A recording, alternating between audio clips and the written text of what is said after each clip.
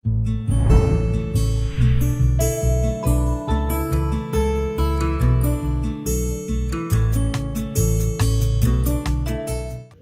sahabat pesan kebenaran, semoga hari ini kita semua diberkati. Saya berharap dalam situasi seperti ini, kita terus menjaga kesehatan kita.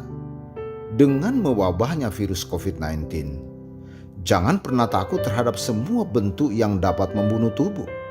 Sebab roh Allah dalam diri kita lebih kuat daripada roh-roh jahat di angkasa. Tetapi takutlah kepada Dia, Tuhan, yang dapat membunuh tubuh maupun jiwa di dalam murkanya.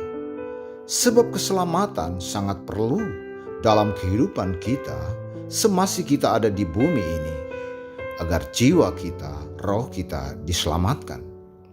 Saudara, dalam video ini kita akan membicarakan secara singkat apakah keselamatan tubuh dan jiwa serta roh kita karena upaya kita atau hanya karena anugerah daripada Tuhan.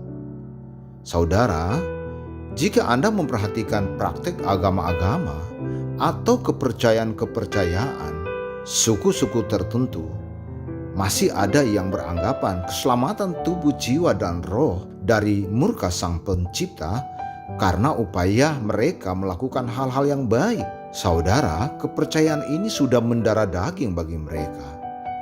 Mereka beranggapan bahwa jika melakukan hal tersebut, pasti dosa mereka akan dihapus oleh Tuhan, sehingga hidup mereka akan kembali suci lagi seperti kertas putih yang tak bercorak. Apa yang mereka lakukan itu karena sudah diperintahkan dalam kitab mereka atau kebiasaan budaya mereka. Beberapa contoh yang mereka lakukan dan kita bisa lihat sampai sekarang ini.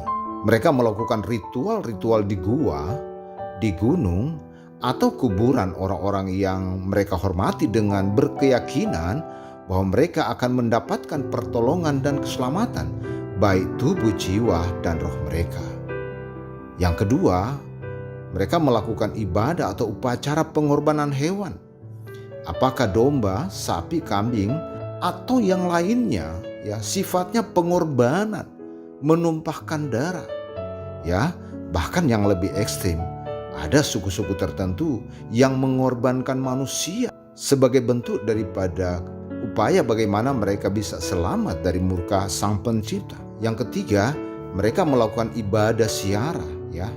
Apakah ibadah ziarah di lokasi-lokasi tertentu yang dianggap suci, yang dianggap suci bagi mereka.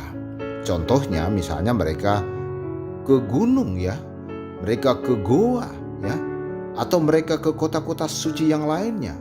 Yang lebih gampang mungkin kita sebutkan ada yang ke Yerusalem sebagai kota suci dan lainnya. Dalam kegiatan itu mereka beranggapan bahwa dosa mereka akan dihapus oleh Tuhan. Saudara, mereka berpendapat dengan melakukan ini pasti ada pengampunan dosa dan keselamatan di dunia dan akhirat. Artinya mereka beranggapan bahwa keselamatan di dunia dan akhirat harus ada upaya atau effort daripada manusia.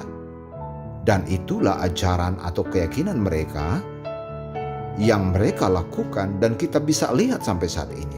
Lalu bagaimana pandangan Alkitab tentang hal itu?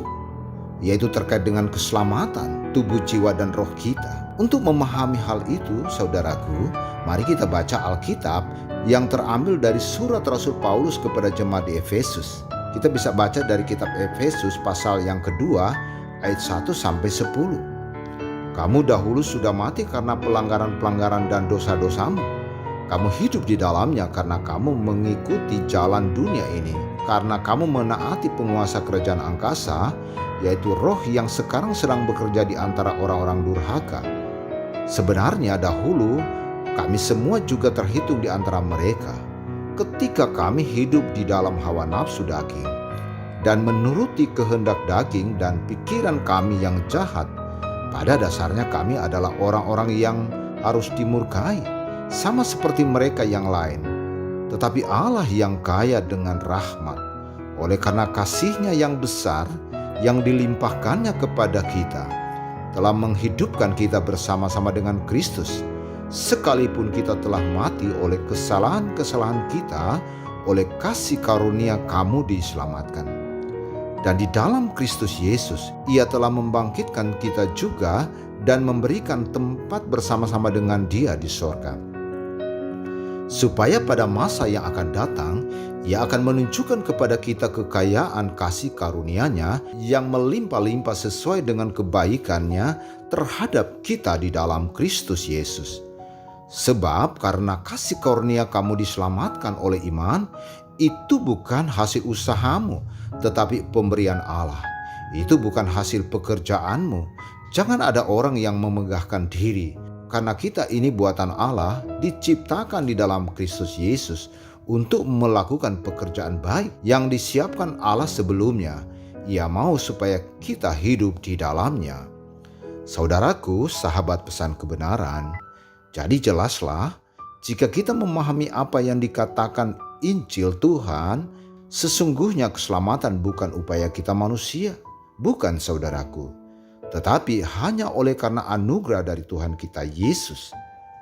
Camkan penyataan Roh Kudus melalui Rasul Paulus. Kita bisa baca dalam ayat 8-10. Sebab karena kasih karunia kamu diselamatkan oleh iman, itu bukan hasil usahamu, tetapi pemberian Allah. Itu bukan hasil pekerjaanmu. Jangan ada orang yang memegahkan diri, karena kita ini buatan Allah, diciptakan di dalam Kristus Yesus untuk melakukan pekerjaan baik yang disiapkan Allah sebelumnya. Ia mau supaya kita hidup di dalamnya. Jadi saudaraku, jelas dan tegas bahwa sesungguhnya keselamatan hanya pemberian atau anugerah buat saya dan saudara. Nah, itulah iman kita saudaraku ya. Iman Anda. Tidak ada upaya kita yang sanggup menyelamatkan kita dari murka Allah. Ya, tidak ada upaya-upaya kita seperti kita mau beribadah kurban, kita mau ke gunung, ke gua, ke aliran sungai, ke kota suci. Ya, itu hanya bagian daripada ekspresi iman kita. Bukan upaya untuk menyelamatkan kita dari murka Allah karena dosa kita. Tidak. Tetapi sekali lagi, keselamatan hanya oleh karena anugerah Tuhan, pemberian Tuhan bagi kita.